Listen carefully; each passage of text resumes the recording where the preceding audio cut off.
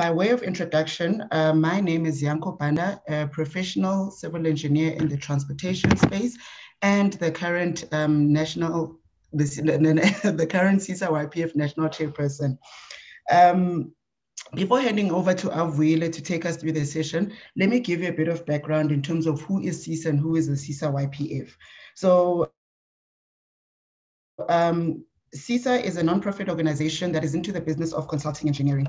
The organization has been around since 1952, which makes us 69 years this year. And in particular, the YPF, which we generally consider ourselves as the youth branch of CESA, has been was established in 2004, meaning that we've been in existence for about 17 years now.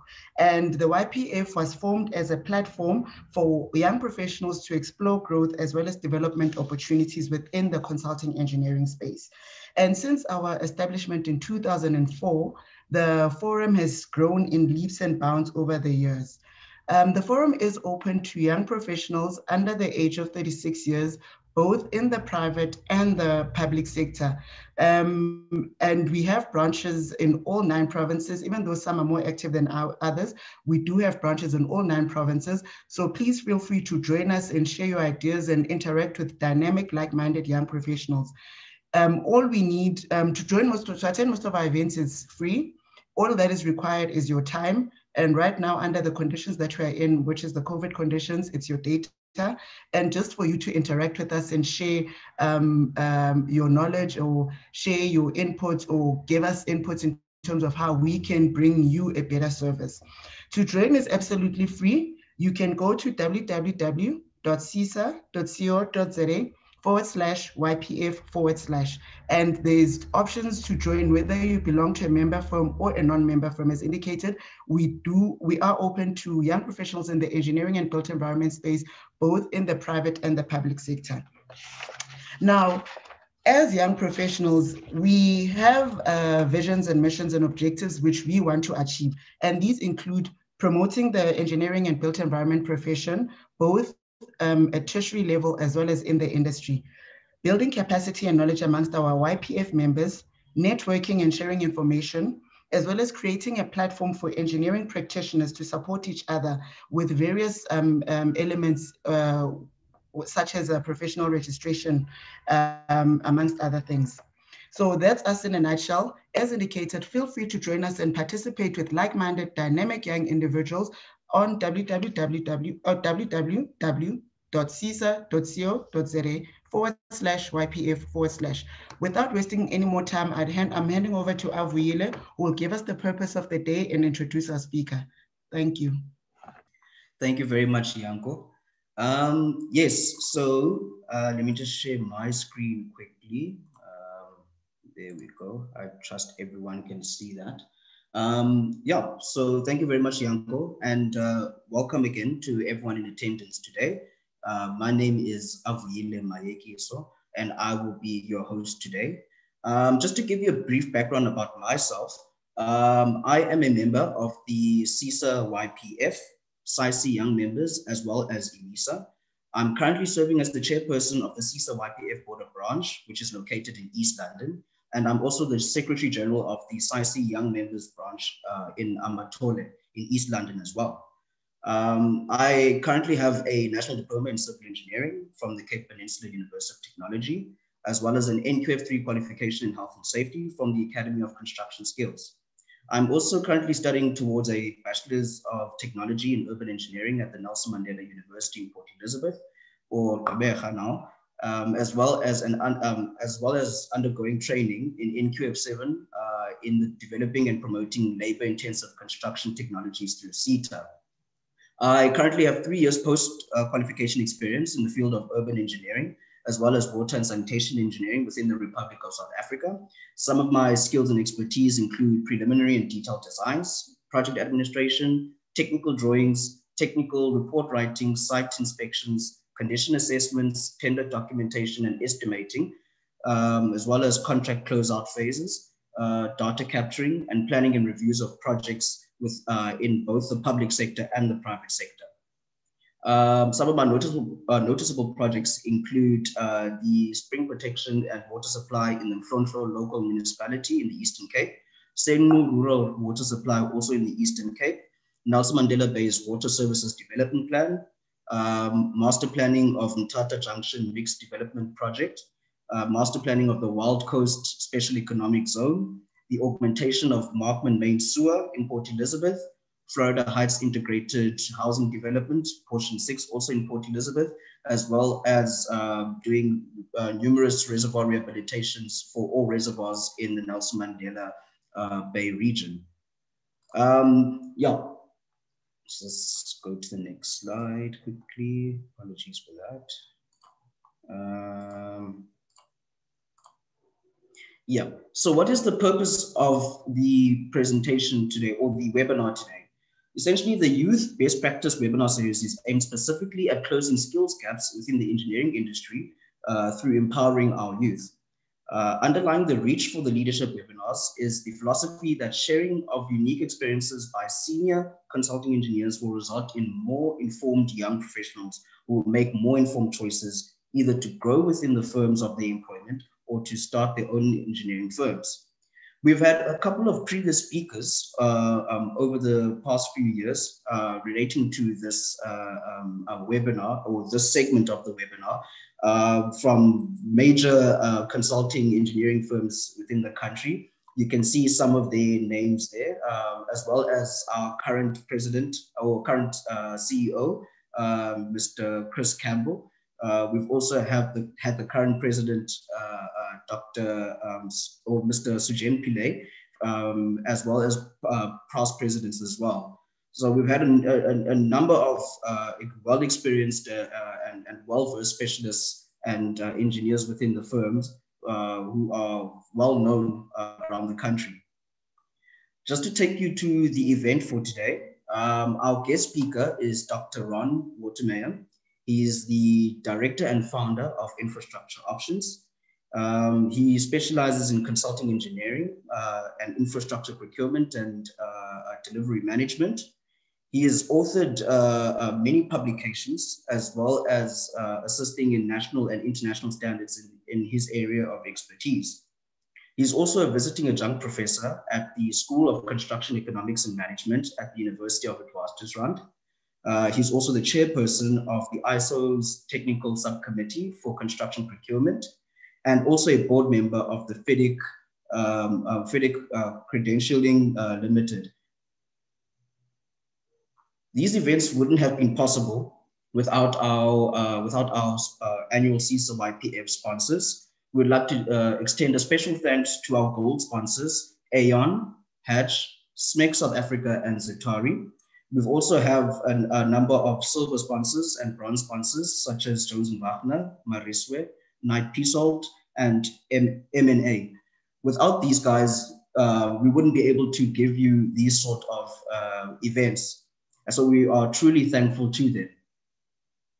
Just to take you through the agenda for today, before I hand over to Dr. Ron Watermeyer, you'll just be giving us a presentation on his life story as to how he was able to accrue such a major career and his contribution towards the engineering industry. So during the presentation, we will invite everyone to please comment under the chat box, or if you've got any questions that you would like to pose to Dr. Ron, you can also submit that under the Q&A box in your home screen toolbox. Dr. Ron also mentioned that if during the Q&A session, if you do want to pose a question directly, please feel free to extend a hand, and I'll try to look for you, and I will give you the floor to allow you to pose your question or give your comments to Dr. Ron. Without further ado, I'd like to take the time to thank you very much for taking time out of your busy schedules today to be in attendance with us in this afternoon session, or in this segment rather, of the Youth Best Practice webinar. With that being said, I would like to hand over to Dr. Ron Watermeyer to give us his presentation. Over to you, Dr. Ron. Okay, let me go. Thank you very much for inviting me to address you. I must say it's a bit of a unique experience for me talking about my life rather than my work, but let's see what we can do. Hopefully you can get some pointers that come out of this discussion. So I was asked to look at my unique experience in the business of engineering with the aim of educating young professionals on how they can expand their engineering speciality beyond conventional engineering. So I'm going to try and take you through where I have come from in terms of engineering, procurement, and advisory. I think a good place to start is just to understand some background and some context, because I did grow up in a very, very different world. I grew up in an apartheid South Africa. I grew up when we didn't have the internet. We never had all of these connections. We never even had cell phones. So very different world. I grew up in Parkhurst and went to Parkhurst Primary School. And I think it's important to just understand a little bit of the background, because it also gives some sort of the attitudes prevailing at the time and what was really built into me. Parkhurst is a suburb of Johannesburg, and it was populated by returning war veterans. My father was 14 and a half when he joined up the army, spent 5 years fighting in Second World War, came back and then started a family. So it was very much a sort of frontier suburb where returning servicemen were trying to put their lives together. I went to Parktown Boys High and matriculated in 1973. And just to sort of set the context, because I think sometimes people don't appreciate where things were at the time. If I looked at both sides of my family, I was the first person to go to university. In fact, on both sides of my family, only my aunt had a matric. My father left school in standard 6 and did his standard 8 correspondence, and that was it. So I never had family members, and it's very much like a lot of you guys have had through the systems that we've had in this country. Your generation ahead of you have not had the opportunities that you've had. So what I got out of the old apartheid South Africa was really just a good education. I went to the University of Witwatersrand, and I had a bursary from South African Railways. And maybe I should just say is I never had a picture about what civil engineers did or really career choices. I went to a school that was a feeder school for the medical school at Wits. About a third of my class went and did medicine. So I thought maybe medicine, maybe law, maybe engineering. When I did my national service, I very quickly learned that medicine was not for me. If you've been to One Mill Hospital, very, very depressing. I prosecuted one of my troops in a court-martial and thought if that was what law was all about, forget it, I would go and do engineering. Now, engineering is very, very broad. I didn't have anyone to guide me to say what it was. All I knew is when I grew up at home, we'd done a lot of house alterations, and the only engineer that I'd ever met was a structural engineer who designed a beam for the house, which we went into a double story. So I thought, well, maybe civil has got something to do with building. I could identify with that, and I would go for it. So that was my total sort of ambition. I didn't know that civils involved roads, water, all these other kind of things. So I think the starting point is, and why I've relayed this, is one of the foundational things that my father said to me, that really at the end of the day, it's what you make of it. He came out of the war after 5 years service with no education. He was offered diamond cutter, bricklayer, or traffic cop. He decided to do diamond cutting, and in his lifetime, he changed the face of diamond cutting. He produced the world's first textbooks on diamond cutting and really continued with it his whole life. I think he stopped cutting diamonds at 79. So my philosophy was I was going to make it what I wanted to make it. I didn't have expectations about what the profession was going to do for me. When I was at school, I was very much involved in sport. I think I went to school to play sport. I did win a South African title in lightweight coxed fours. And you can see at the Olympic Games these days, we've done pretty well in coxed fours. I was never afforded the opportunity to go overseas or to compete because of the whole apartheid thing. And that was one of the joys in having the whole borders opened up that one could engage with the rest of the world post-apartheid. I took a bursary from South African Railways and Harbours. That was before they became Transnet. And, you know, even VAC jobs there that I was showing there. I mean, we did curve staking between Hoedspruit and Mica to flatten the curves for long welded rails. We walked from town to town, counting rails, doing audits on the track and things like that. So it was very much whatever was there, I got involved in. Now, my first year of work, when I graduated from Wits with a civil engineering degree, I joined the railways. And I went in the first year, they took us on a training trip. It was the first time they'd ever done that. And we went on what we called it a round robin, where in 1 year, I went through every single section in Transnet, from general management planning to the bridge design office, the water office, track labs, and all sorts of things. And it gave me a wonderful perspective of what the organization was all about. I then went to marshalling yards at Bobsfontein, and I was there from 1980 to 1983. There's my site office and a hut. There I really had the most incredible time, because it was during a boom period, and I had on 1980 prices, over that period of 3 years, I controlled 15 billion rands worth of work, which if you escalated it today would be well over $1 billion. And started off with a tractor and a grass cutter, because those days we never had all the electronic gadgets. We had to do the surveys ourselves. I had my own instruments, and we worked through things. So my conventional learning experience took place on a large mega project on site. And then I moved to the structural design office in 1983 and spent five years in the structural design office. It was a wonderful experience, because we had, in those days, our seniors were very much our mentors and could really teach us a thing or two. So I learned so much from it. What I also learned from this as well is I looked at the things that others were not looking at. And I think maybe this is something that people should pick up on if you are going to build your career. So when I was in the structural design office, nobody knew much about masonry. So I got involved with masonry to find out as much as I could, read whatever papers I could. And I showed here just these two pictures here. I was presented with a problem, which came to the structural design office and said, there's a crack in the beam you can see in the top left-hand corner. You can see the column has crushed, and the report I got was a foundation movement. I said, rubbish, how could that occur? Spent a lot of research and found out that it was in fact moisture expansion in brickwork had caused this, and the expansion had actually broken the concrete frame. So I think the lessons that I started learning right from the start is challenge the thinking that is given of the day. If people give you something and you cannot see the logic to it, find the logical explanation, you'll eventually get there.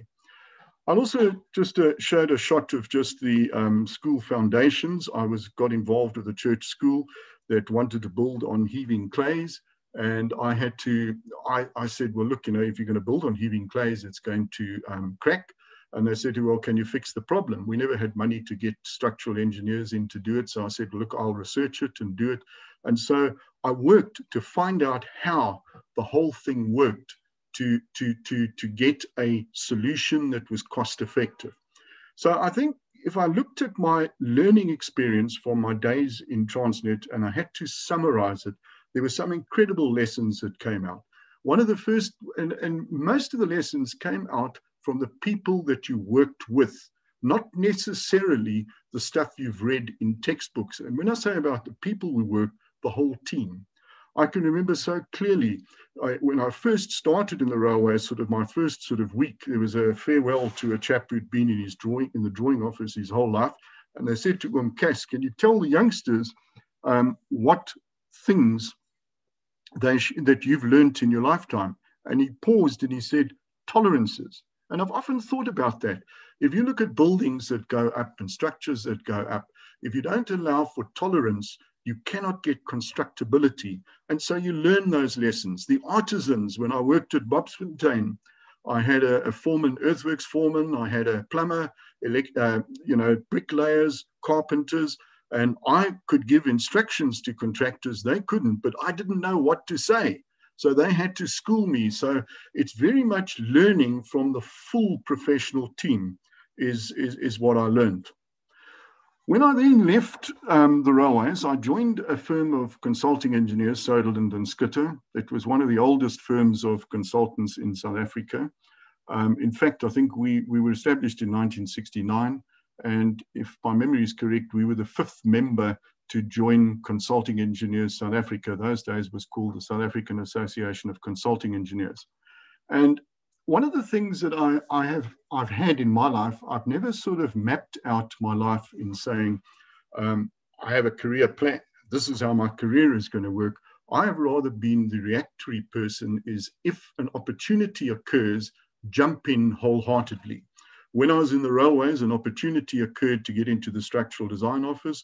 I jumped in and embraced it. So it wasn't sort of like career planning. It was where the work went and what I was doing at the time, throwing myself wholeheartedly into it. So when I went to Soderlund and Schutte, they were looking for an engineer, not to do more structures and things like that. They had picked up an appointment to do the upgrading of the water supply in Soweto. We eventually did, over a 10-year period, about 450 kilometers of secondary water mains and about 50,000 houses that were reconnected. And I started off as a design engineer in that project. Now, what happened at the time in that project was very interesting, because they turned around and the Soweto City Council said, hold on, if we now, and turn the clock back, this is 1988, they'd started in 1987 with a program to say, we need to build contractors in Soweto to build their own infrastructure. At that time, there were no civil engineering contractors in the country. And so what we did is we developed what we called Soweto's Contractor Development Program, where we had 5 levels of development, where we provided third-party management support, where you could start off with provision of labor only and work your way right up to become a fully fledged contractor. I'm very, very happy to say that when we closed the program down after about 10 years, all the work that went out in Soweto on certainly the pipe mains and things like that were won by Sowetan contractors. And so we started this whole contractor development program. And I think one of the things I learned as well is sometimes you've got to fight the system. And one of the things we did do is promote the project that we were doing. Like we stood up and those days just said, right, let's get involved. We called a meeting. We invited the whole industry. This was in 1991, even before Mandela had been released, or 1990. We launched what we were doing as a program to the industry to say, this is the way we need to go. We need to develop black contractors. Well, the reaction from the establishment was, how dare you try and challenge the system and come up with something else? And our response was very simply, how many black members do you have in your organizations? It's just not good enough. We need to change the situation. So this was done when there was no preferencing policies or anything else like this. We just did it. And as long as we could bring it cost effectively in, it would work. And so what we did is we really trade contractors' risk, took out the picture and used that for training.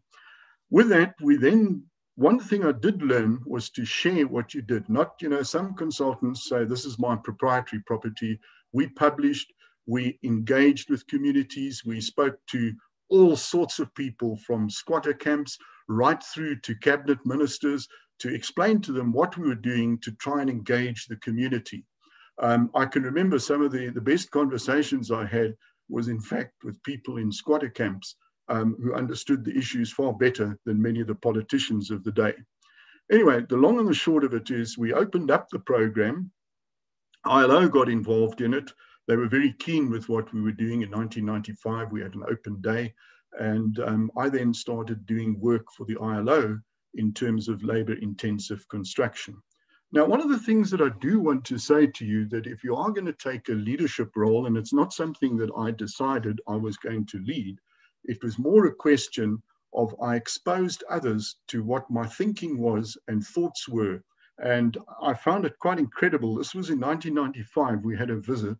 And in 2010, I was at an ICE conference in Cape Town, and I got a tap on my shoulder from a guy from Zambia who turned around and said to me, "You're on Waterman." He said, "You know, you changed my life." And I thought, well, what on earth did I do?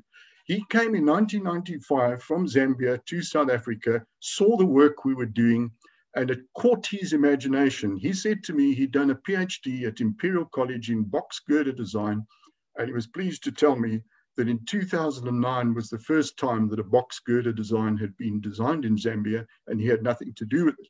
But what he did do is he was so exposed to how the communities worked, he changed his whole life that he, from there onwards, decided to introduce in Zambia the whole concept of community-based construction, which he was still running to that day. And so I think this is by sharing what we do, allow people to capture the imagination, things can change. What then happened is I got noticed by government in putting this program together, because one of the things that I specialized in it was not just doing the design work. I started putting all the contractual relationships together and started getting involved in contracts. And if you really want to run programs, if you really want to understand how things work, contracts are the point of the glue that holds projects together, because you need to concretize the relationship between the various parties. So I sorted out the whole relationship with the third-party management support. I sorted out the contractual relationships, the client side of things, developed it. We also had, because it was labor only, we had 1,500 store line items in stores to issue free issue of materials to contractors, and we needed to procure all of that. So that's where I started getting involved in the whole procurement side, was all around to make my project work. It wasn't a decision, I'm getting involved in procurement. I decided if I was going to get the project to be successful, we needed to fix the contracts, we needed to fix the procurement to get it sorted out.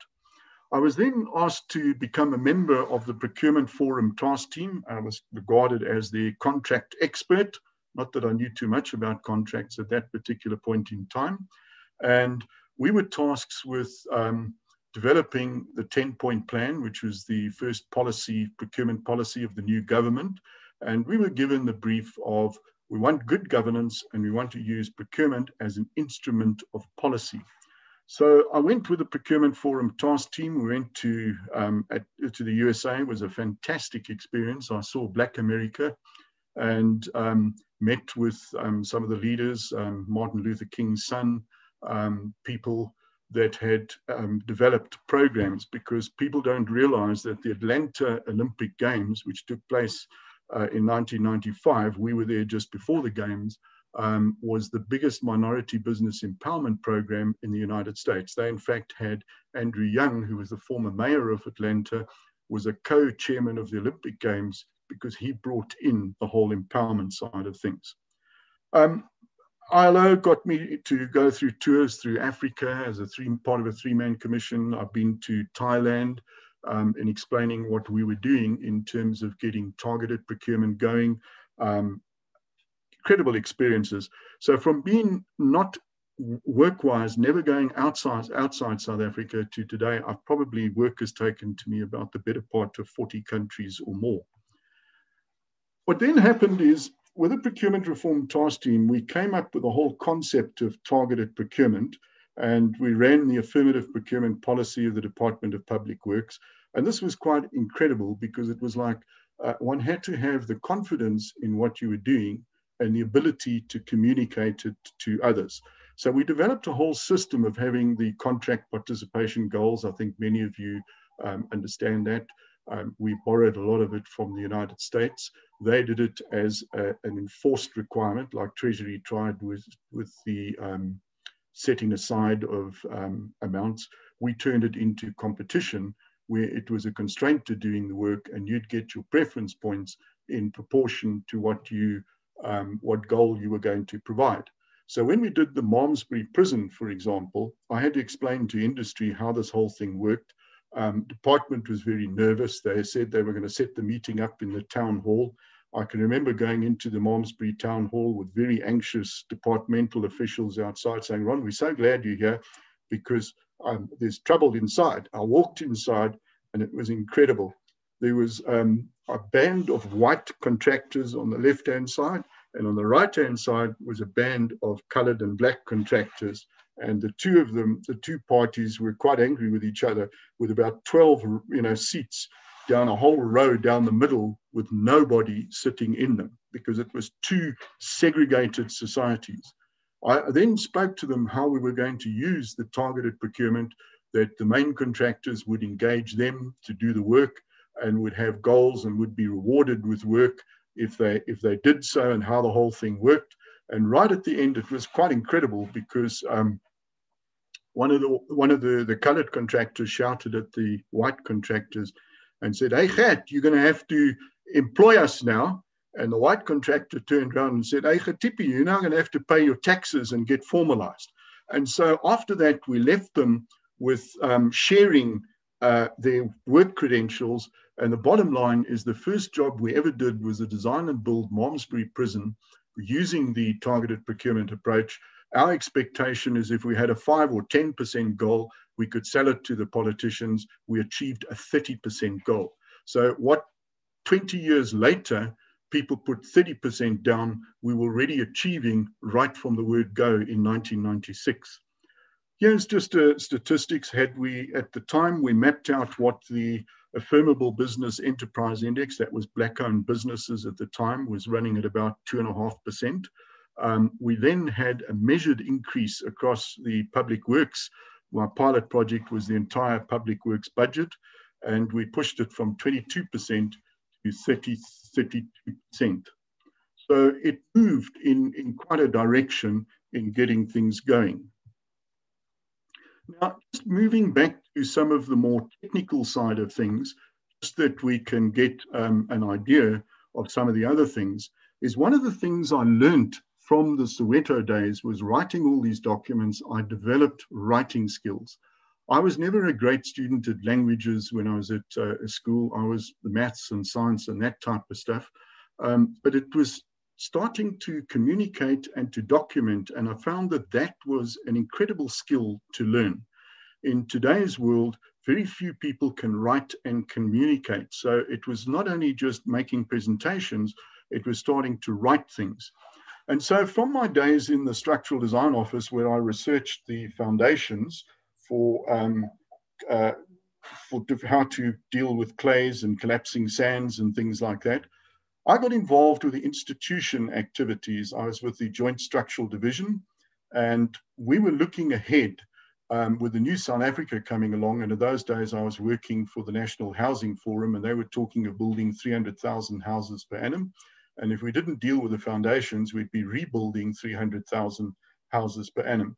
So we decided as a committee that our contribution to the reconstruction and development program would be the development of a code of practice. So we did a code of practice for foundations and superstructures, for single-story buildings, for residential buildings.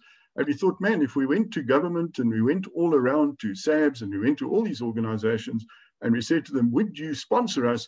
We would be able to do this very quickly. And the response we got back from them is, no, but this is an industry thing. You guys must sort it out yourselves. So instead of saying, oh, well, that's it, we rather said, let's just produce it. So I produced a code of practice which was published. That then triggered the basis for the home building manual for the NHBRC, the whole system of classification. And I may add that what it also came out of the work that I had done while working as a consulting engineer with Soderlund and Schutte, because what happened is, those days we had the tricameral system of parliament, where you had the coloured parliament, the Indian parliament, and the white parliament. Blacks had no voting rights whatsoever. I don't know what they were trying to achieve with this, but the problem was with Ennerdale has got lots of cracked houses, and the House of Representatives were sick to death of discussing cracked houses in parliaments. So they appointed our firm to sort the problem out. So the work that we'd done for them in sorting it out, I put into the code of practice, which landed up with a home building manual, landed up into national building regulations. And what we tried to do, the thing I learned from this, is if we can take our technical skills and simplify it, that is a very simple thing. And if you look at the tabulation here, what we did was to look at single-story houses, classify the soils not in terms of a geotechnical profile that nobody understands, to make it that building inspectors, homeowners, everybody could understand. We said an H1, H site is a heave, no special precautions. H1, normal, some minor precautions. H2, you'd be on rafts. H3 would be very high, very deep rafts on piles. And so you had to get a communication going between the technical things we do and to allow people to understand it. And it really took off. And so that is still today. And believe you me, when I put it out, industry were horrified. Geotechnical engineers, I had professors of geology telling me, this is ridiculous. We will never do it. And the same firms 10 years later were advertising their services of doing it. So I think we must never take no as an answer. We must never see closed doors. We as consulting engineers need to be door openers and use the work that we're doing to share with others. So one of the things that's characterized my career has been that whatever I've done, I've published and put into the public domain, because that has allowed growth to occur. So likewise, all the things I've done around procurement, I wrote it into national standards and I've taken it right into international standards. The whole dolomite issues around how you can have land classifications, I also sorted out on the basis of it being easily understood. And I think that is something that if you are going to work in the area, you need to really find ways of doing that. Just to give you another sort of idea, just that you get some kind of understanding, because sometimes you say, oh, this is all high tech. I think we've got to look for solutions that we can work with the communities that we work with. Like, for example, I had to design rafts for schools founded on heaving clays, and communities wanted to construct it. Now, if you design a raft and you put the normal reinforcing in it, you do need a certain level of skill, and it's difficult excavating in clays with friable sides, and to get communities involved in it, very difficult to do it by hand. What we did was we looked at Bocell, was brought out by the CSIR. The idea is you put a slab down, another slab, you can then put void formers in it. And if you use void formers, and you can see in the diagram here, you can see where all the voids are. You can pour concrete. It's got huge tolerance. There's no tolerance implications because you've got a lot of room to move in putting the bars up to connect the two slabs together to act like a cardboard box, you know, the voided cardboard. What we did discover was that a tire, the older tires were exactly a 2 brick course width. So we could just pack it full with tires, filled with soil, and suddenly you could bring a technology that would work to local communities. And I think this is just an example of something that one can do. And I think one should always try and do things like that. I developed, for the labor-based construction, I developed a manual for the CSR. And I always love this because I think this is just a story that illustrates what can be done if people put their mind to it. I met with the dam engineers and I said to them, what can you do with dams in labor-intensive, labor-based to create employment? And one of the guys came along and said they did a project for the Pilanesberg Game Reserve, where they were briefed they didn't want a concrete wall because it would spoil the scenery. There was a lot of rocks there. So what they did, to cut a long story short, they went and researched. This was Quinton Shaw. He went up to Zimbabwe. They researched the rubble masonry dams in Zimbabwe, found out that we had different rock with expansion characteristics that were subject to thermal movements. So what they did is they used modern cutting-edge technology to develop arch dams and developed these dams to solve a problem. They were incredibly labor-intensive, and what was even more staggering is up to a certain height, I think if I remember correctly, was up to a 25-meter dam height. It was cheaper than roller compacted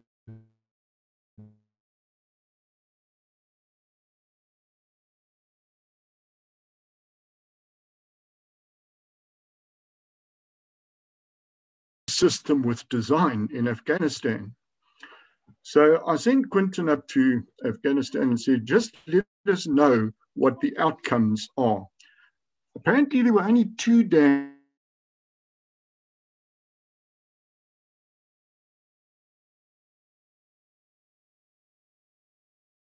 locals to build dams in remote areas.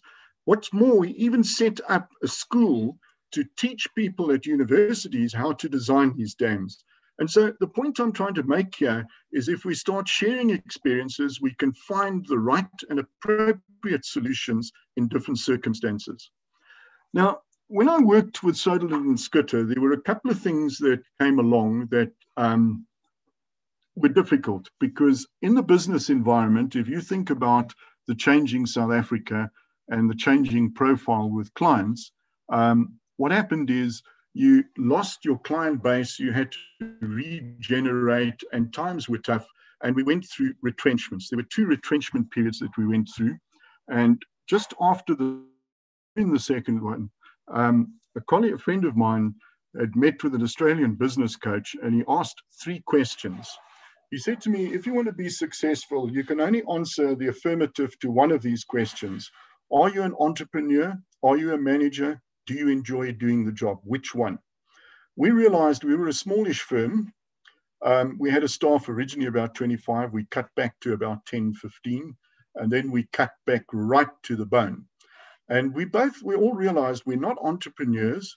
We weren't very keen on managing. We just enjoyed doing the job. That's me. I enjoy doing the job. And once you focus on that and you do that well, we found we made more profit that year despite the fact that we had retrenched. And I've continued to do that on my own in just enjoying the job. So I founded Infrastructure Options in 2012, and everything I've ever done is put into the public domain. You can find it on a WITS website. You can find it on my own website, and you can see there's many things like this. And so that has really helped me to understand what my strengths are, because as an entrepreneur, I'd be spending all my time trying to bring work into the company. Then I have to manage people, whereas now I only have to really essentially manage myself and manage any sub-consultants that I employ. One of the things that did characterize me, and I'll try and just sort of pull things a little bit together and then take you into a different sort of discussion, is I do think that it's important to get involved with organizations. And these are some of the organizations that I've spent a lot of time with, because if you are going to move out of just traditional engineering, you need to learn to join the dots. And you need to join the dots between professions, how things work, between dealing the consulting engineering and what the client does and all the rest of it. And so to me, the breeding ground has been the institutions, the Bureau of Standards, OGMA South Africa, National Home Builders Registration Council, CESA. I've generally found there's periods of my life where I really get involved with those organizations. And so over time, I've moved out of the South African ones. Look, I've been president of the South African Institution of Civil Engineering in 2004. And I've moved more into the international arena because one has to have discussions with different people from different settings. And I found it incredibly useful to work with the ISO, to work with some of these other organizations, and really have allowed me to continue as an engineer to keep on the cutting edge of engineering, and at the same time to broaden my horizons in that we're serving society. Just very briefly, I'm going to just cut through some of these quite quickly, but just to give you an idea, in the last few years, the first sort of decade of my life was really characterized by working for Transnet in their design construction. Then 20 years of my life as a consulting engineer, moving more and more into the development side of things rather than the traditional. And the last quarter has been as a client. And I think really Wits University was great because I was involved in their capital program, and we came together, a group of us in 2008 started. It was with the first CEO of the CIDB, was leading it. And he turned around and said, look, we've preached all of these things. Let's try and put them into practice, and let's deliver infrastructure more effectively. which is exactly what we did. We were very successful at WITS in the capital program. We delivered 1.5 billion rands worth of work on 40 projects over over a period of 6 years. And what we had was, sorry, I'm just trying to get rid of something that's come up on my screen as a poll while we're going along. One of the things that what we did do is the total cost overruns over this period was less than 6%. And so we learned a heck of a lot. What then happened is government turned around and said, with the new universities, would the WITS team deliver the 2 new universities? Now, to give you an idea, this kind of program, if you think about it, how we battle today to try and get projects off the ground and decision making, and we had a decision was taken by politicians in November 2011 that we would have 2 universities in the 2 provinces that never had universities. Wasn't even decided which towns were there. We had to go through establishment of the university as well as to create the infrastructure. So you've got to create the staffing, you've got to create the infrastructure, the program for the university, everything. 28 months from political decision to opening the doors is what we did. And a lot of it came out of, you can see the financial year, we went up to a 1.3 billion rand per annum expenditure, and we had to grow up with this. So I learned a heck of a lot in going through all of this. So what I learned from delivering from a client point of view, you need to put in place strong governance arrangements. You need to have project delivery managed as an enterprise, not as an ad hoc section or collection of projects. You need to have a client delivery manager for delivering or providing strong leadership in delivery process. There's such a need for leadership. And if you don't have governance and a competent client delivery management team supporting leadership, and I think this is a role where consulting engineers can move into.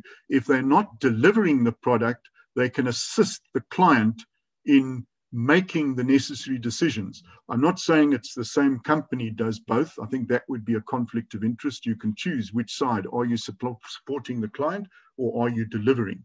There's a buying and a selling process. The buying process is the client side of things. The supply is our traditional consulting engineering role. We need to have procurements led by the client delivery management as a strategic function, not this administrative afterthought that we currently have. We need to have the adoption and implementation of innovative procurement strategies and tactics, high quality of procurement documents. I can't stress that enough.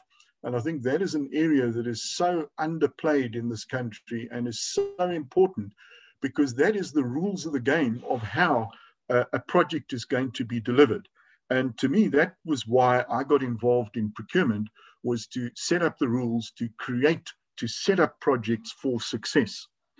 Early contractor involvement is a great thing if that can be done, which enabled fragmentation in design to be addressed. So we got contractors in before the design was complete, which meant we had to go for target cost contracts and management contracts. Clearly defined roles and responsibilities. And this is where it's not just the construction contract, it's all the contracts of the professional service providers to bring them on the same page that you operate as a team. Framework agreements that incentivize performance was another thing that brought about efficiency. And of course, to work collaboratively. One of the things I've said to people in my life is, don't come along and talk to me about dispute resolution. I've had more than 40 years in the business, and I've only had one thing that's been taken to a formal adjudication. It was a PI claim that the consultant would not have his PI cover. The cover would be denied if he didn't dispute it. He was clearly in the wrong. He was clearly guilty, but we had to go through this dispute resolution process. To me, dispute resolutions is only for those that can't resolve the issues. And I think that's first prize is always to try and resolve the issues and to work collaboratively. I think some of the things that I've learned, if I just sort of time is running out, but what I wanted to just explain to you how the picture has emerged of what the industry is all about. Let's understand the fundamentals of delivering a project. you really have a buying and a selling process. The first is, the starting point is the client needs to have a value proposition. In other words, what is the benefits that they're going to get from the project? And that will include these days the impacts resulting from the project in terms of sustainability. The client needs to put together a value proposition, provide a brief, and then get the resources to deliver the project, and then to do the activities to plan, design, manufacture, fabricate, construct, install, commission. And there's project management associated with that. And then you can get to your construction works and your sustainability. Now, if we look at it from the project management and the activities box that I've put there, that is the traditional consulting engineering. If we now move to the client side, the buying function, they need to have influencing practices to get the right results. There's client leadership, governance, procurement practices, strategy and tactics, because the fundamental role of a client is to decide what needs to be done, how it's to be resourced and achieved, and in what time frames, and set a budget. These huge professional inputs that need to be put in, not the decision making. The ultimate decision making is the organization. But there, I believe the future of consulting engineering can also go. You don't play both roles. You're either on the buying side or you're on the delivery side. I've moved from the delivery side into the buying side and been part of the client team as a consulting engineer. You then define the client's functional and other requirements. So what are the requirements for the project? That's very clearly got to be done. Procuring is a client function, and it's absolutely supported from all sides because the design information needs to be captured in the documents, oversee delivery, and then you land up with project value. What I've also discovered as I've moved along is that when we start off as civil engineers or in consulting engineering, we're only looking at the delivery management side of things, the project planning processes, detailed design, site processes, closeout. But I think we've got to start moving more into the asset management side of things. There is the whole asset management side, in terms of putting policy, condition assessments, deciding what needs to be done. If we look across South Africa, we have our infrastructure falling apart due to lack of maintenance. We've then got on the strategic planning processes, there is a dire need to plan projects correctly. Many of the projects go right out of budget and all the rest of it because they weren't planned correctly. You never had all the information that should have been thought through, the risks profiles sorted out, the costings done. So there's a huge amount of work for consulting engineers in that field as well as, and when I say consulting engineers, I think it's to supplement capacity that government might lack if we're talking public sector. If we're talking private sector, some organizations don't have those capabilities, and consultants have to move in to provide that. And then, of course, there's also the procurement planning processes. So let me just wrap up. I think I've said enough, but just to sort of wrap the whole thing up, I think what I've learned is the role of the client is the single most important factor in determining the success of construction projects and capital works programs, regardless of their size, complexity, and location. And what I've also learned is that if we're looking at capacitation should focus on not only individual skills, but also organizational capacity in the form of appropriate policies, processes, etc. And I think this is where we've got a huge gap. And I think the opportunity is for consulting engineers to develop those systems and work with clients to put them in place to get the role of the client reworking. We seem to have lost it, and it's not just this country, it's worldwide. And so I've also developed a client guide for improving outcomes. I've also criticized the current public infrastructure delivery system. And if you are going to criticize, you are going to put your head above the parapet, and you're going to have those that are not going to support you. You're going to pull arrows out your back. But I think it's worth it. I think we've got to stand up for what we want. We've got to stand up for getting, if we're going to deliver projects successfully. I get a kick out of delivering projects successfully. I hate it when things don't work out. And so I put my energy in to make sure it does happen. And if I have to change things, if I have to convince clients, I do so. So I think just to wrap up on the role of the engineer, what I found a very interesting quote, because I think it sums up what engineering is all for me, was Herbert Hoover, who died in 1933, so or was president of the United States in 1933 at least, is long gone. But Herbert Hoover described engineering in his memoirs as a great profession. There's a fascination of watching a figment of the imagination emerge through aid of science to a plan on paper. Then it moves to realization in stone or metal or energy. Then it brings jobs and homes to men. Then it elevates the standards of living and adds to the comforts of life. That is the engineer's high privilege. So my life has been digging into the technical side. I really enjoy it, but I've also got to bring it into the real world to bring the whole social dimension that also brings about, because engineering is really underpinning the activities of societies. I've also always taken the view that politicians and lawmakers can capture the desires of what is needed, but we need to transform words into realities, and we stand challenged to make a difference. Thank you.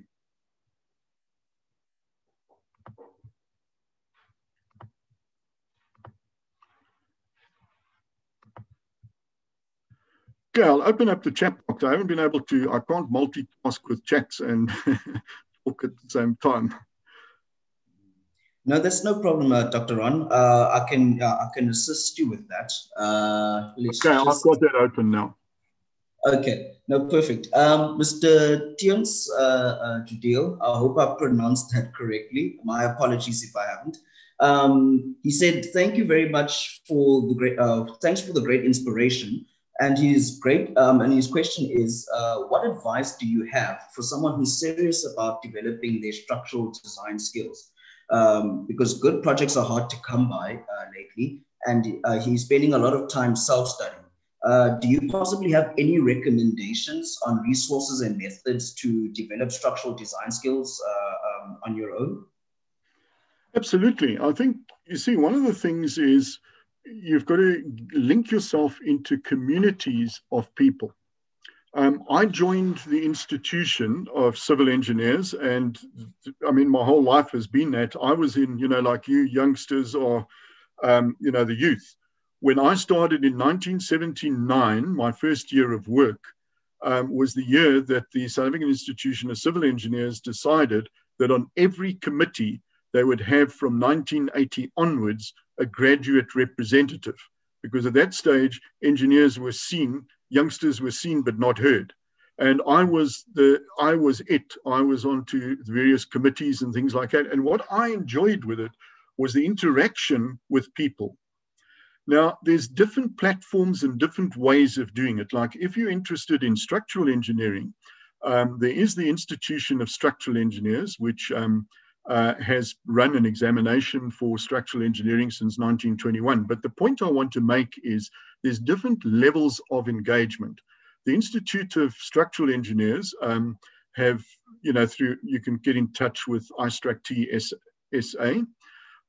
There is a package. What they've done with their membership worldwide is they've realized there are some people that want to become full members to have the recognition of the letters behind their name and etc. Others want to get involved for access to information. So what they've done is they have an affiliate membership where there's no membership requirement.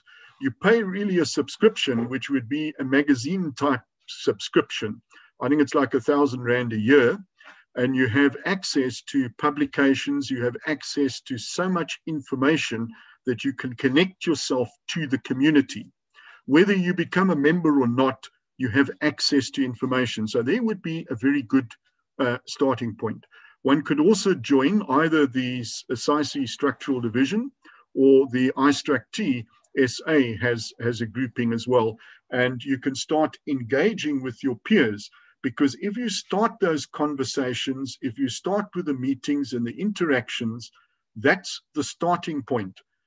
To me, I've learned from interacting with people rather than self-study. The other side of self-study is, why don't you pick up and write a paper, even if you write it for yourself?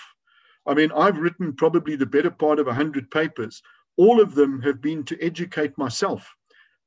Some of them have been to educate clients. You get cross and frustrated with something. So there is something that you can learn because it puts your thoughts together and you communicating it to yourself. So self-learning to me is through writing papers, whether you publish them or not, you're getting into it and connect with the community. So hopefully that would give you some heads up in that. No, absolutely, Dr. Ron. I mean, like you couldn't be more correct in that. And I think it's very important for us to actually, get involved in these organizations and get these conversations going. We put our heads together, we brainstorm ideas, and we try to find the solutions to the problems that we're currently experiencing within our industry. There are a couple of flaws that we're experiencing, and I think it's very crucial that us as YPs, as young professionals, that we get together, we get these conversations going. The suggestion of writing papers and to also assist with the with our communication skills, and to just get our voices heard, because the bigger the noise and the more we emphasize on these certain issues, I mean, the more that the more things can be done. I'm just going through the... Yeah, just to mention another idea like this, I just suddenly remember now, when I was working in the railway structural design office, we had every Friday, we would have a tea time, and we would get one of the people in the department to talk on a topic, just to introduce it, just 10, 15 minutes. And that engagement allowed you to open and explore ideas. And if we can find ways of just connecting with each other, I think that to me, it's all about jogging ideas. And that's why I've gone to international meetings, because often it jogs something. Okay. No, absolutely. And it's very important that we continue to get together, to have these sort of webinars, and physical meetings, when the COVID restrictions get eased up a bit, just to get these conversations going, and we try to find the solutions to these problems. I'm just looking at one of the the comments that were made in the chat box here, because earlier you were speaking about procurement within the within the municipalities. And they say that with regards to procurement, especially in municipal projects, we have seen that supply chain rules and regulations are not really aligned with the engineering contract procurement rule. Do you care to comment on that? Yeah, look, it's something I've butted my head against for a long time.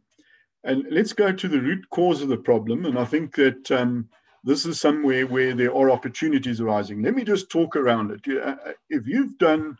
I think we sort of talk about in management about PMBOK. You find procurement management is part of the 10 sectors of PMBOK. If you look at any management tool, procurement is an integral part of it. If you have a look at the work identification that's recently been published, because we've had this problem, and I think this is where Treasury and the staff have sort of pushed environment, the built environment professionals out, as while the Competition Commission was arguing with us for the better part of a decade, we lost ground. If you go to work identification, procurement is an integral part of professional practice. Now, what has happened in government, they have de-skilled procurement by saying procurement is not part of management, it is an administrative function. And that's why we've got such poor procurement outcomes. It's got to be reversed back. And I think what we've got to start beating the drum, and I think the youth need to do it, to say that procurement is an integral part of our profession. Taking it away doesn't work. We're not saying that we're making all the decisions. We're making the inputs to make informed decisions. We're part of, assisting in a buying process. So that is where the problem arises, because we've had CIDB. We had a period where it worked very well. The CIDB was all aligned with the international practice. And then it became disaligned over the issue of coming back to supply chain is common to everything. I'm sorry, you can't buy infrastructure the same way that pens and papers. And I think we've got to start getting the message across. What is the differentiator? It's the risks.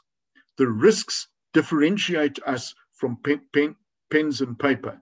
And if we can start communicating that to clients, communicating that across, I've tried my best in whenever I write, whenever I put these things, not very popular in certain quarters, but we have to say that if we're going to have an improvement and if we're going to have our profession delivering at optimal, that's it. And I see in one of the questions that also came about trying to improve livelihoods and all the rest of it, if we can demonstrate that we deliver infrastructure, not for the sake of infrastructure, it's part of a community pact that we have in improving a better life for all.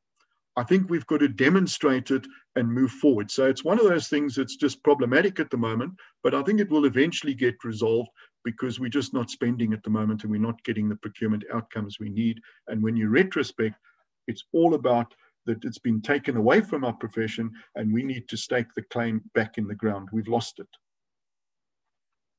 No, absolutely. I agree with you 100% there, Dr. Ron. We actually have one of our attendees, Erin De Silva.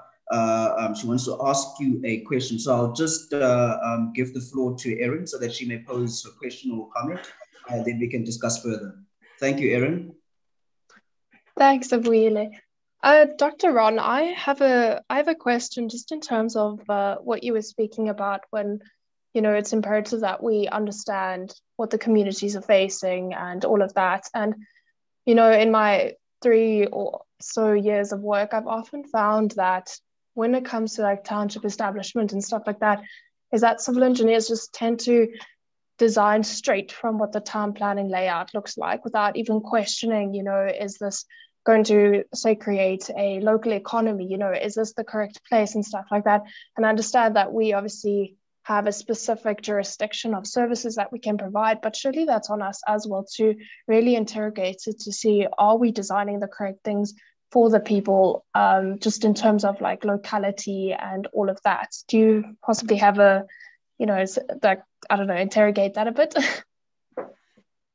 No, look, I think we have to. We, you know, if you look at, let's just think about infrastructure at large.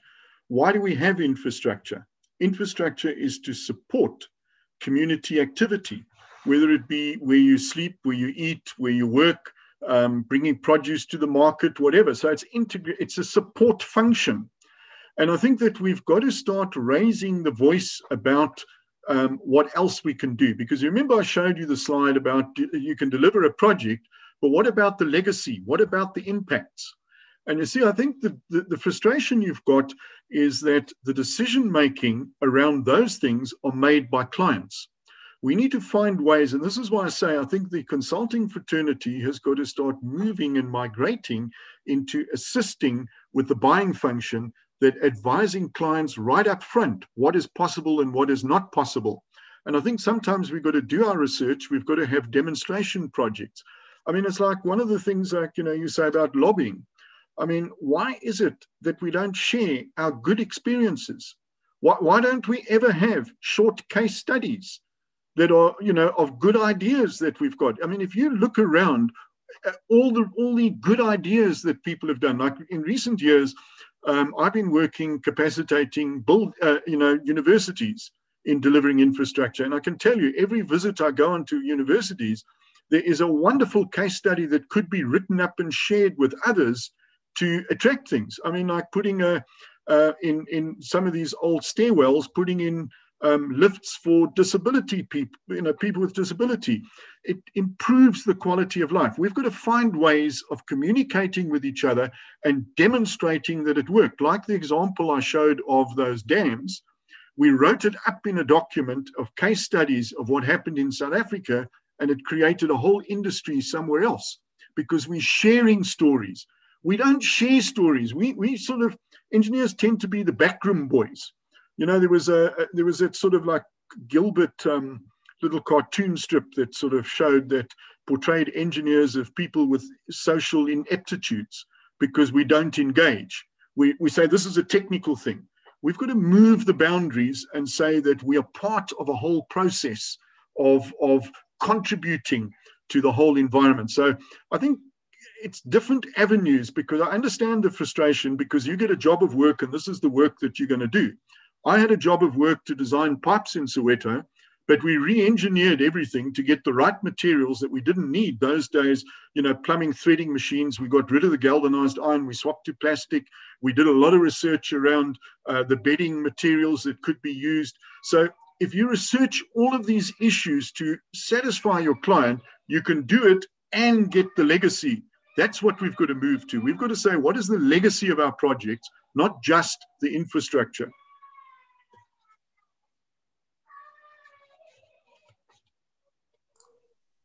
I'm not sure if Aaron wants to add anything. Are you happy with that response, Aaron? Yeah, thank you. Sorry, I was actually just typing a message, and I think I just love that it's the legacy. You've got to think beyond just, you know, putting up a house or something like that. So thanks, Dr. Ron. That was great. Thank you very much, Aaron. I've got a couple more questions for you, Doc. An anonymous attendee is asking, how can one get to tender for professional jobs if there are still registered candidates with EXA? So just repeat that, if they're still candidates. Yes, if they're still registered candidates, yes. So the candidate engineer, technologist, technician. Well, I think the thing is, look, from a client's perspective, there are risks associated with people that are not fully professional. So one has got to find ways of how to become fully professional. And look, I really understand there is a problem here because people don't get enough experience. And I think it comes down to mentoring. And, you know, so I think one has got to find ways of how to become professional. What encourages me is, I know there's not many people that do it, like going back to structures. Over the last few years, I think I've regularly had people that are, you know, South Africans from the disadvantaged backgrounds that have now come forward and are writing, for example, the iStruct exam, taking the exam and passing it to become professionalized. So I think we've got to find ways of how to do that. And I think there's got to be opportunities on larger projects we've got to start lobbying for, is to get the skills development going. I know CIDB has put out the skills development side of things. I am cautious about it because I think it's very much trying to control it. If you allowed greater flexibility to clients, we might have more numbers. Like certainly when I was involved with delivering the new universities, we put a performance target on all our contractors that for every so many, you know, for every R1 million worth of work they did, there was so many hours of experiential work opportunity. And if you made it flexible enough, contractors engaged people to give them site experience, designers engaged people to give them design experience, because we need to find a way in fast tracking people to become professional. If you're not registered at the moment, you've got to work for other companies, or you've got to find some ways of twinning and working with registered people. Unfortunately, I think that's where it stands at the moment, and we've got to get over the problem rather than trying to go around it. I think we've got to deal with it, get people registered as quickly as possible, and I think we do need to hold to task some of the decision making that takes place in our registration bodies. No, 100%. You know, it's very true and very relevant, Doc. You know, because you know, you mentioned earlier that you know, and even in the questions asked that, you know, work does sometimes work is hard to come by, and you know, consulting firms do sometimes have that difficulty in employing young graduates to take them through you know, the stage A right through to stage E, you know, the exposure right through to being able to conduct your own projects. You know, so it's very important for us to actually, you know, start to properly streamline and hold our registration bodies to account. There's also another question from Paulina Piri, and she's asking, do your papers require peer reviews when you write them, and what caliber of people does one have to approach if we want to publish a paper? Look, the whole question of peer reviews depends upon the journal that you want to put them in. Like, for example, if you write an article for the CESA magazine or MISA, it's not the peer-reviewed side of things. There's a journal that you have peer-reviewed type arrangements. But I mean, there's nothing to stop you getting a colleague to go through it and to look and provide critical advice. I mean, that's the whole idea of a peer review, is to get different viewpoints in to make sure that you've got it on the right track. So, you know, if you write an article to a magazine, look, what I've done is I've normally just written the thing for myself, and then I've decided where I'm going to publish it. And some of the stuff I have put onto my website that I've not had peer reviewed. You know, I feel strongly about it, and peer reviews, sometimes people can come out with different opinions. So I think we've got to find a way to do it, but the starting point is to pick something of magazine type articles. People are always looking for topical things, writing something of 2,000 words, and then gain experience or even work with others. Go to one of your seniors and say to them, look, would you become a co-author? I've co-authored a lot of papers where people have come to me, they've written the paper, and I've been able to correct some of the misconceptions that they've had. If you think about the projects that you're working on, you know, there's so many stories to write up on it. One of the things that on the New Universities project, which is quite unique, is we developed a 300-page closeout report with about 90 annexes, which is on the website. People can pull it down and interrogate it. We've had so many students that have now started studying aspects of it, writing up for themselves, bringing their own experience, comparing it with others. And then if you link up and if you do postgraduate work, you can always link up with some supervisor to co-author papers and to get them out. So I think there's various avenues, but the starting point is you've got to write them first. So I would first write them, see if you're comfortable with it, share it with a friend or a colleague you trust, and then drop it into a magazine. It's as someone said to me years ago, and something that's a late friend of mine said, if you don't have a ticket in the raffle, don't expect to win it. So sometimes we've got to try a couple of raffle tickets before we get a paper that runs. No, absolutely. Yeah, no, thank you for that response, Dr. Ron. Yeah, I think it is very important, you know, to just get those collaborations going, and you know, we come up or we give critical opinions of the aspects that we're looking into. Another question has been posed by another attendee, thanking you very much for this value presentation. And may you please suggest ways in which we can engage with government institutions as young professionals within the consulting sector?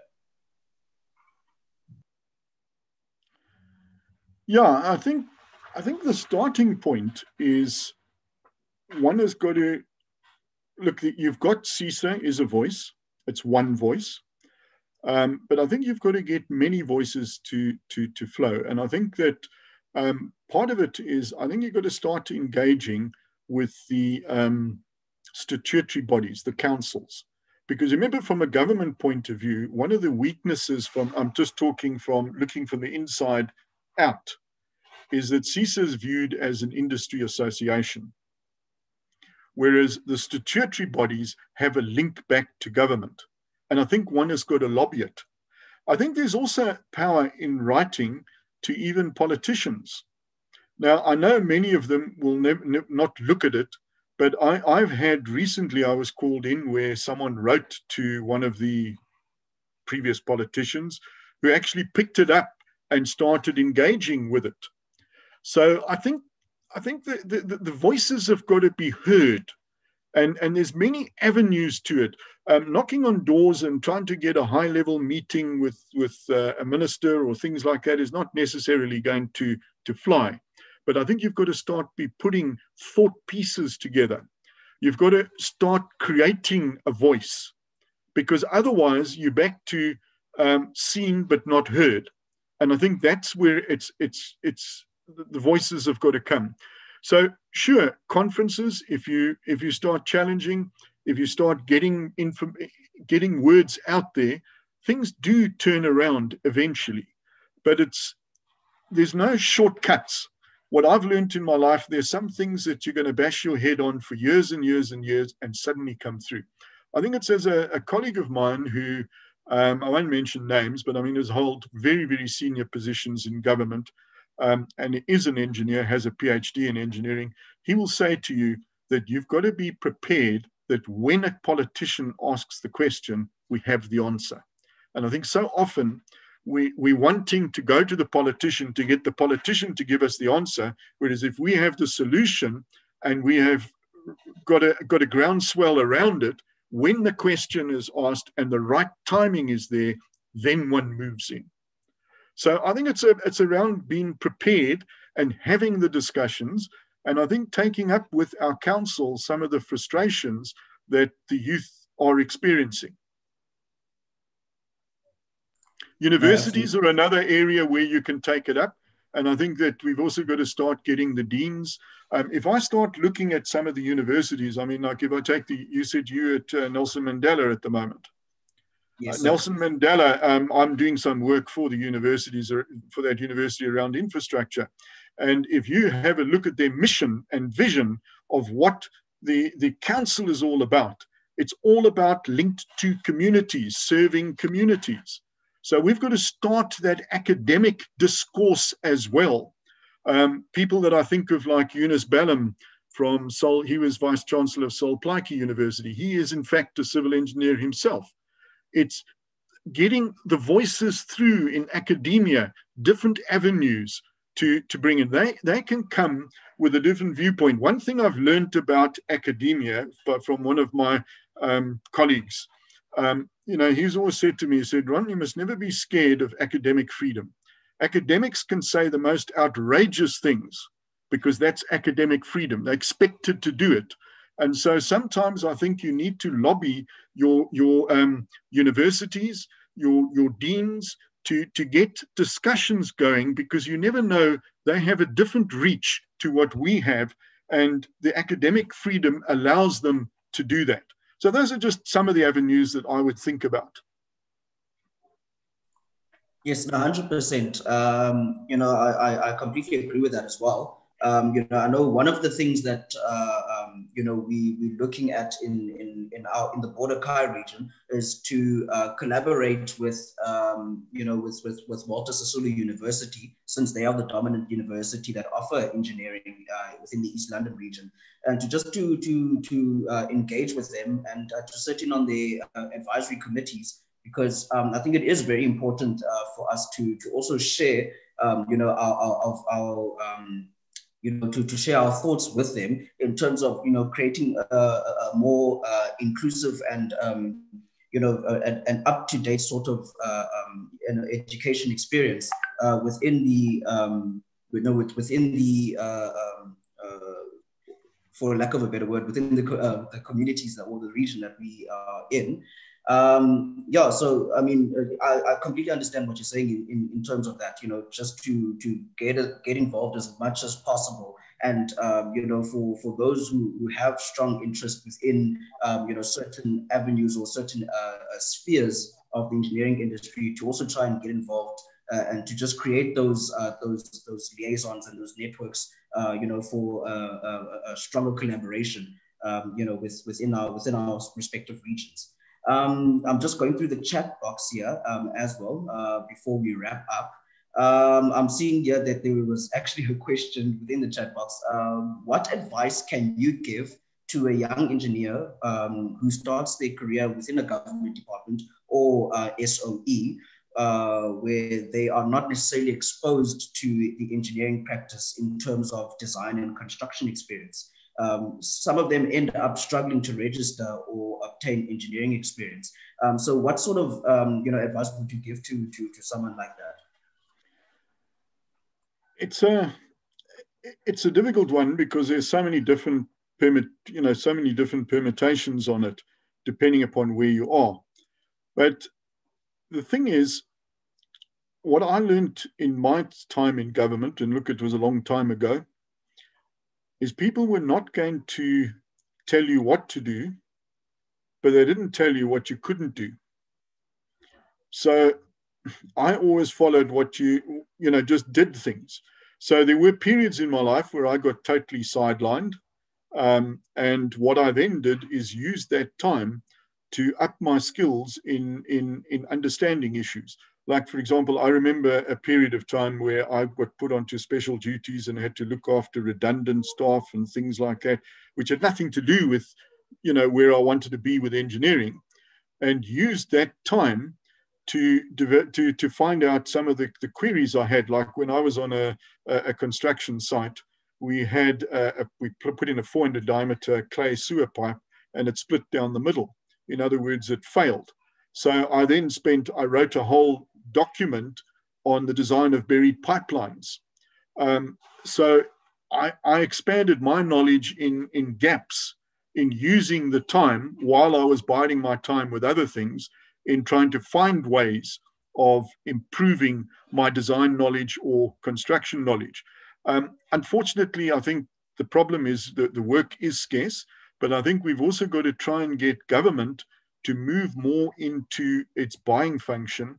And if it does that correctly, it would allow opportunity for graduates, not necessarily doing a different type of design, but more the conceptual side of things and the planning.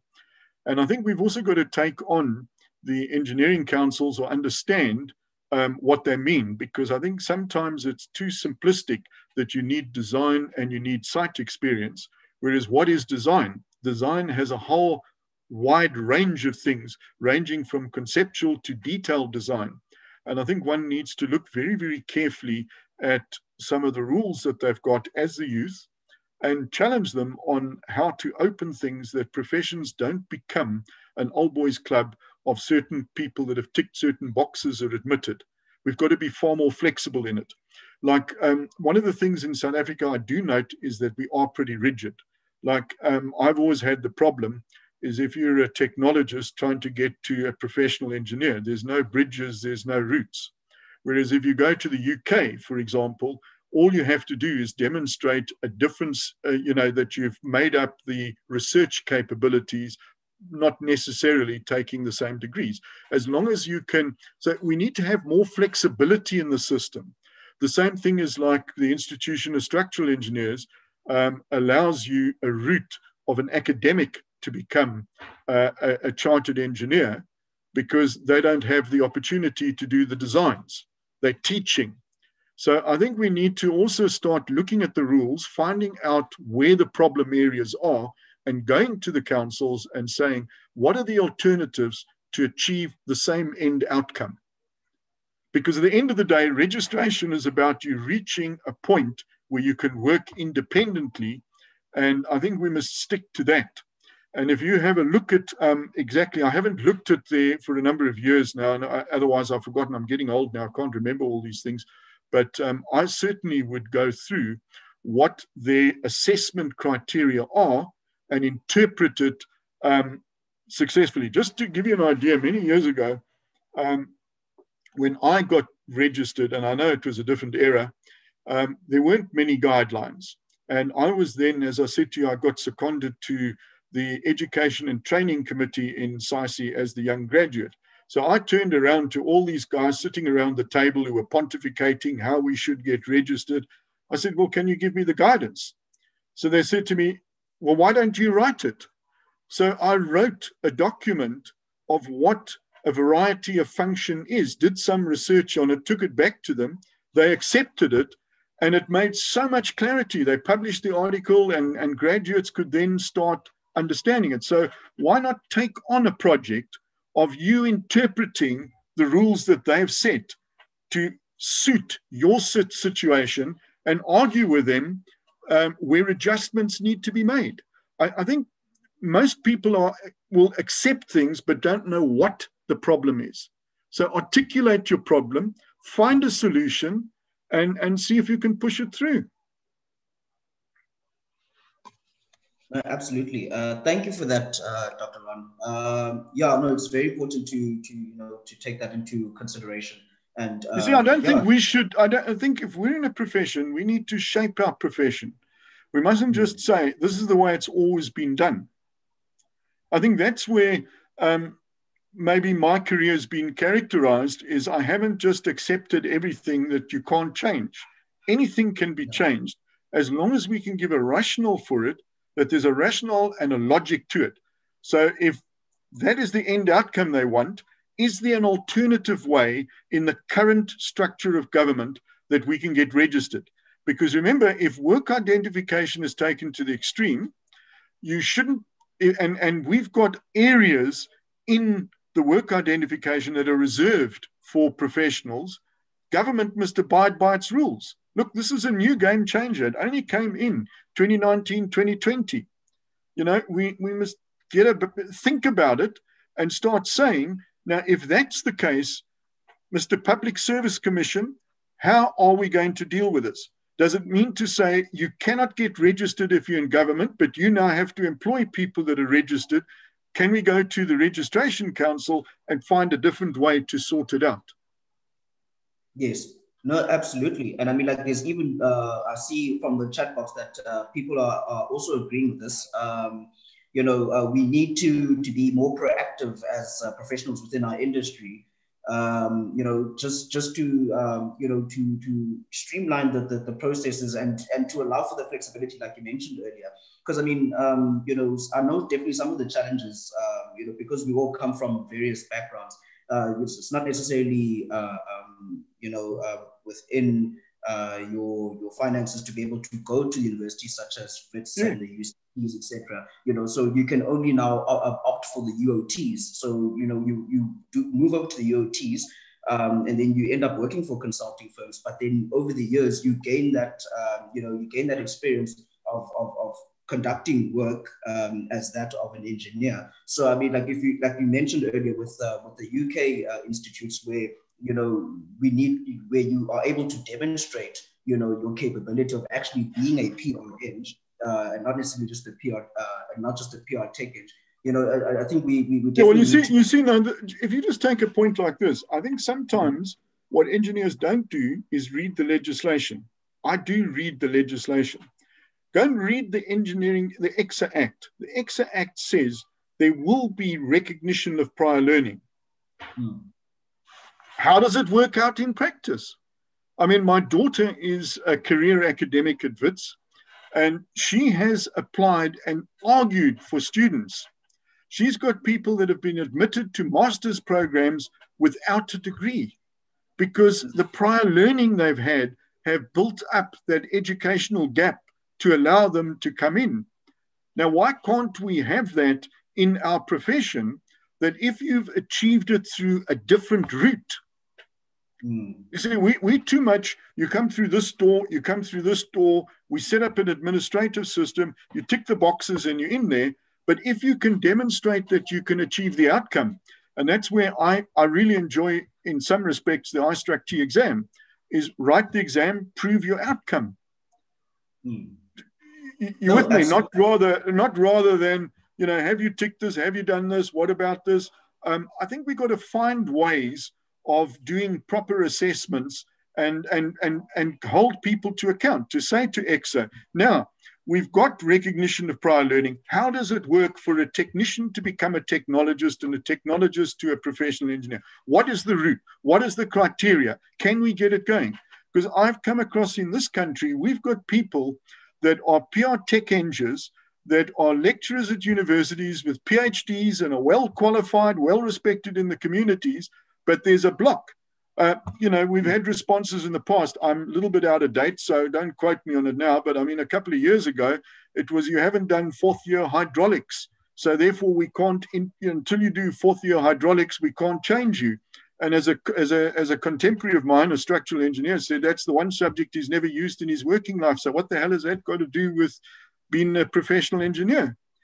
I think we've got to challenge these things. So I've dealt with, through our institution of civil engineers, we've had technologists in this country registered in the highest category in the UK because we've demonstrated the recognition of prior learning.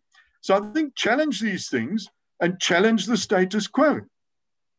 Yeah, no, 100%, Dr. Ron. Yeah, I think it is about time that, particularly us as YPs, because I know, I personally know a lot of people who have who have gone to UOTs, and that work in consulting firms that, who do have the capabilities of actually, doing the work of a professional engineer, or are in the process of doing work of a professional engineer. So I think, yeah, within our YPF branches, I think we do need to take the onus onto ourselves, to help to help the main branches in trying to sort out in trying to find or bridge those gaps with our related statutory bodies.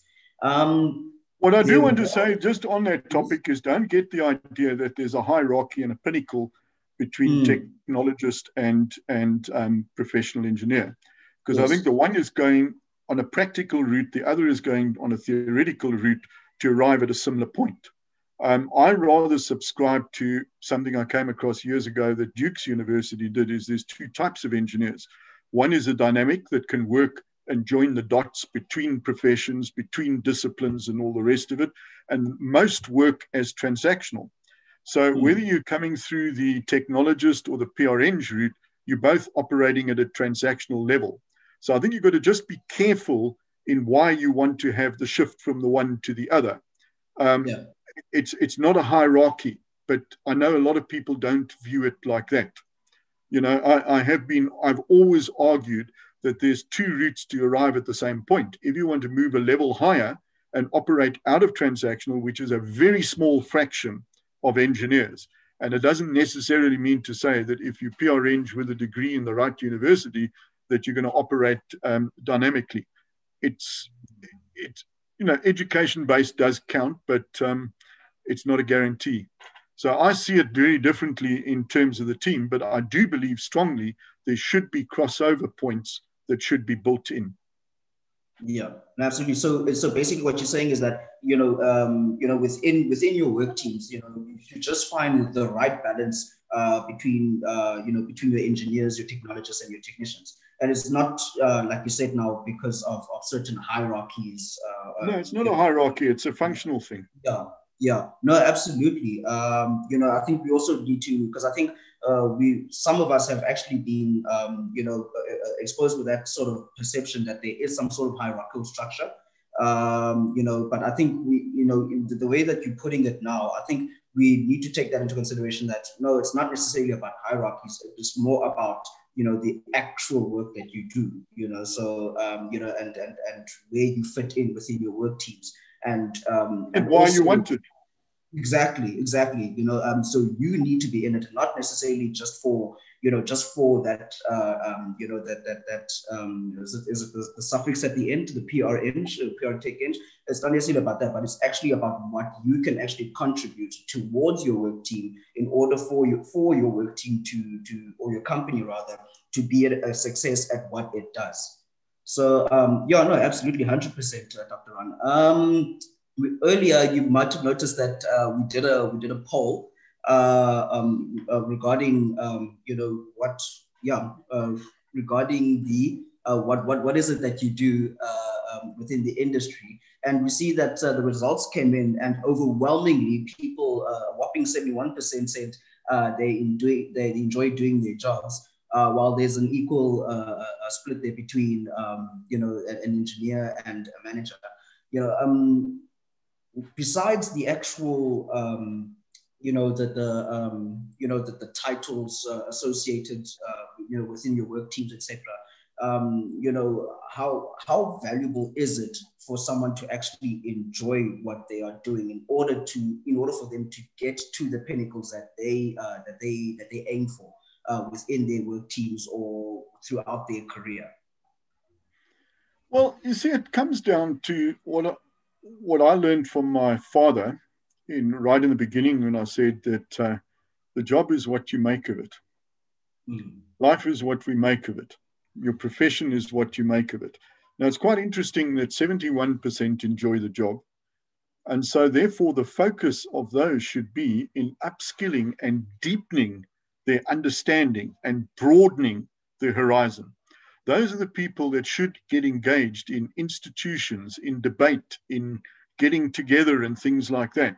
The entrepreneurs are all about growing a company. It's a different skill set. It's a different mindset. And those that want to manage, you can manage as you can get to management if you want.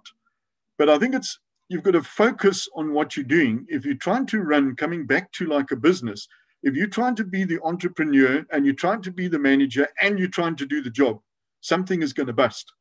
And I'm sure you've looked at some of the companies, like I look at some of the companies, and boy, they're getting so much work. And I look at them and I say, but that guy who's running it, he's bloody useless. But he's focusing on what he's good at. And I think we've got to have the entrepreneurs, we've got to have the managers, and those that enjoy doing the job need to become more proficient at it, need to be broader in horizon, not just a one. I think like something that's helped me in dealing with things is a pastor said to me many years ago, just before the new South Africa came together, he said, in a sermon, he said, they should have added in the Beatitudes in the Bible an extra one, blessed are the flexible, for they shall not break in two. And I think we've got to look at being very flexible and not rigid. I only do structures. I only do this. I mean, recently I've been doing stuff way out of my engineering field. It's there. It's an opportunity. I will learn from it. I'll be enriched from it. I'll be broadened in terms of my understanding. So I think sometimes we've got to take deviations in our career to pay our school fees in certain areas to understand the broader concepts, if you're with me. We need to be flexible in approach. So those of you that are in the 71% that are saying we enjoy doing the job, we've got to find ways of broadening our horizons. And that's what I've done in looking at, people would regard me as a procurement specialist, a delivery manager, a structural specialist, all of those kind of things. All I've done is I've broadened my understanding and finding the interrelatedness between it. And if you get that going, then you're going to become more of an authority in talking about how you're going to use engineering for social benefit and serving our communities. No, absolutely. That makes a whole lot of sense, Dr. Ron. And yeah, I mean, it's very, one thing that's actually that I'm actually keen to ask with regards to that. With enjoying our work, in university in particular, one thing that I've come across personally is that we don't get taught as many soft skills as we should. I mean, like if you look at aspects, I mean, like now that I'm also doing an NQF LIC course, or I'm getting graded right now. So, one of the things that I've noticed is that, in order for you to have a proper stakeholder engagement, you need to have people related skills. And if I'm not mistaken, you did mention that, people tend to view engineers as these rigid people, who typically don't have a social life or anything, I think one of the things in university is that that aspect of soft skills to be able to deal with people and deal with communities is severely lacking. I was just wondering, do you possibly, know how we can actually, particularly within our organizations, to try and encourage our universities to actually help us promote more soft skills within our courses in order for us to have a broader and well-defined set of skills and expertise to conduct our projects effectively and efficiently, particularly when we're dealing with communities and doing community-based projects. Yeah, not only is this community-based, dealing with any client is just as much in communication skills. Now, I think the thing is that I think where things are is to try and overload the current courses with more information becomes difficult. Because at the end of the day, my view is at the undergraduate level, you should be taught problem solving. What you're talking about is maybe we need to have more at the postgraduate level where you've mastered some of the basics, if you're with me, you've been in practice and you've found what the rub is, because I don't believe soft skills is taught in a vacuum. it's not something that, I mean, look, I did, when I was at university, one of the courses was communication skills. I can't even remember anything of that course. I don't think I learned anything from it. Had I had that when I'd had 2 or 3 years workplace experience, I probably would have paid a lot more attention and got something out of it.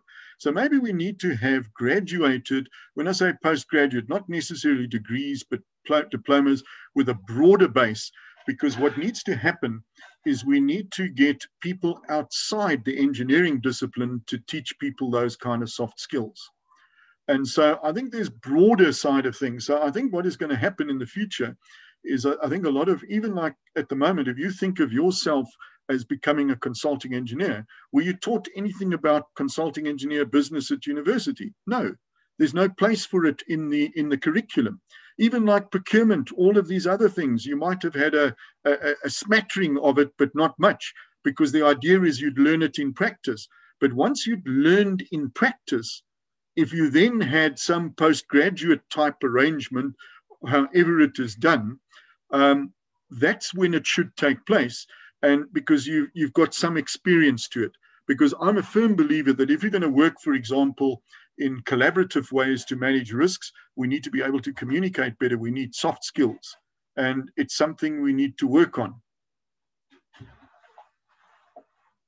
Yeah, no, absolutely. Yeah, and that's actually very valuable advice. You know, yeah, we definitely need to yeah, be flexible in that sense.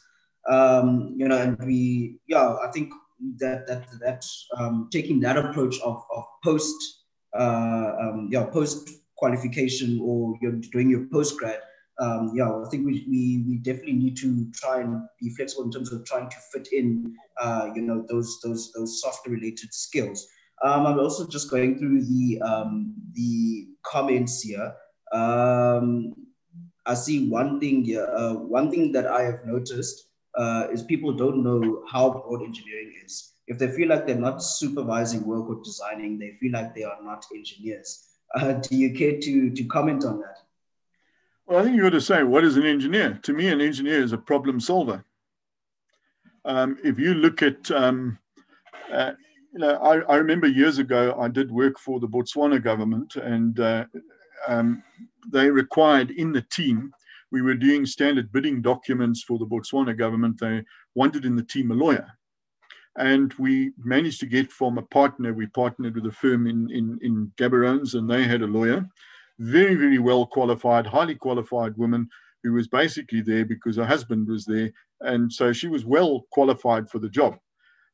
She never wrote a single document. She would tell us, you write the documents and I'll crit it. You see, we are problem solvers, and that is engineering. Engineering is all about that. So it's how you see yourself. Like a lot of people might say, well, you know, Ron, you sort of moved out of engineering and you're involved with, like I'm a visiting professor in construction management, economics and management. I'm still an engineer. I regard myself as an engineer. I've still kept up with the engineering fraternity, and I'll happily have lots of in-depth technical discussions with you on topics, because that's my interest. So I think it's, if your passion is engineering, it doesn't matter what you do if you move away. Because remember, over years, over time, you're not going to carry on with the number crunch. You're not going to carry on with the day-to-day. You're going to get more into the conceptual and making sure that things work, arranging with clients. If you think about it, a lot more communication takes place the older you get. The more senior you get in an organization, the less of the day-to-day design. But we are still engineers if we solve problems. We can solve problems in different contexts. I mean, recently I've been asked by one of the universities, which I've just finished, is they're restructuring the departments, and they've given me all their self-assessments. Now, they're areas that I know nothing about. It's not engineering, but I know how to solve the problem in pulling it together to explain to others. So engineering can be exercised in many, many different ways. And it's how you see yourself. I still see myself as an engineer. I've never moved away from that. No, that's very, very true, Dr. Ron. Yeah, I think it's not just a matter of designing and constructing things. There's a plethora of things that you can you can look at and try to solve those individual problems. Yeah, so I mean, is there any way that or what avenues can people try to find you and communicate with you if they have any other additional questions or comments? Well, I mean, I'm very visible on the website. You can pick me up very quickly. I do try and, communicate with people when people ask questions or things like that. It's the way I've always worked, because what I have discovered in life is if you want to understand a subject, go and present a talk. Because I've given hundreds of talks, and when I've given talks, the questions that ask, the person says something and I say, I've never thought about that. Very good question. And it helps you to build. So by giving away, you get more back. So I'm very happy to chat to people if people want to, obviously within reason, because I've still got a day's work to do. But sure, I've always been in that position. And that's what, I saw one of the questions early on about mentoring. I really believe that the true mentors in the world are those that don't know they've mentored you. If you think about your mentors, the people that had the most impact on you, did they know that they were mentoring you? No, not necessarily. I don't think so. And I think we've got to see mentoring in a broader context, that it's not, well, I'm going to now sit you down and I'm going to work with you. To me, mentoring is to assist people to understand what they need to do. And in my life, with many, many projects that I've been involved in, I get called all the time. And it's not to solve the problem. It's to give the person the confidence they're going in the right direction. They want someone to bounce it off with. To me, that's what mentorship is all about, because we are professionals. We've got a grounding, we're problem solving, but we'd like to have the confidence that we're solving the right problem. And I think that's what's got to, that to me is we've got to find ways in the industry of mentoring people in that way. I'm not sold on this business of having mentors and all the way down. I mean, I've even got one of my clients who's the same age as me, and he regards me as his mentor. And I kind of think, now, how does that happen? It's through the interaction. It's through the things over the years. It's not a formal mentoring arrangement. It's how we work together and solve things as being a family in the industry. No, 100%, Dr. Ron. I also agree with that. You don't necessarily, have to be a professional mentor, with the extra to necessarily mentor people. I mean, it's basically what impact you typically have on people, that inspires them to actually do more and be better within their within the individual career. So I think, even everyone in attendance today, I just hope that, everyone in attendance today can just take what you've shared with us today, and, they can go out and we can go out and to try to be the inspirations for our fellow colleagues and our esteemed colleagues within the industry. And we try to make that little impact. We don't have to necessarily have to change the entire world at the same time, but we can just do our small bit within our corners of the country, that will actually end up making a big enough ripple to actually make the necessary changes that we envision to see in the world. So with that being said, Dr. Ron, thank you very much for taking time out of your schedule to be here with us today. There is a poll just before everyone leaves today. There is a poll that you can fill out, and to just give us your comments on the satisfaction of the course that was done today. We thank you very much for taking time out of your busy schedule, Dr. Ron, to be here with us.